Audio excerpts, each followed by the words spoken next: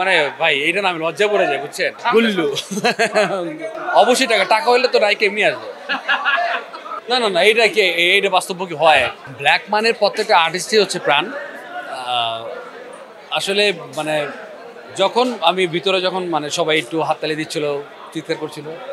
তখন হয়তো আনন্দটা বেশি লাগতেছিল আমার যে হয়তো তাদের পছন্দ হয়েছে এই আর কি না না না না চরিত্র কিনা ভাবা ভেবে মনে হয়েছে এরকম কিছু করতে পারলে হয়তো বেটার রাফি ভাই আমাকে অনেক কিছু দেখাই দিয়েছে যে এইটা করো ভাই দ্যাটস ইট এইভাবে করছি অবশ্যই আমি মানে যখন আমি প্রথম আমাকে ব্রিফ করা হয় ক্যারেক্টারটা আমি অনেক চিন্তা করি আমি ভাই করবো আবার তার পাশাপাশি হচ্ছে রায়ন রাফি ভাইয়ের মতো ডিরেক্টর সো আবার অমিবার বন্ধু সব কিছু মিলে আমার যেমন আনন্দ লাগতেছিল করবো কাজটা আমার প্রেশারও ছিল ভালো করি অমি ভাই প্রশংসা করবো অমি ভাই খুশি হবে খারাপ করলে অমি ভাই বকা দিবে সব কিছু মিলে এরকম ছিল আর কি আমি ক্যারেক্টারটা শুনে কিন্তু করছি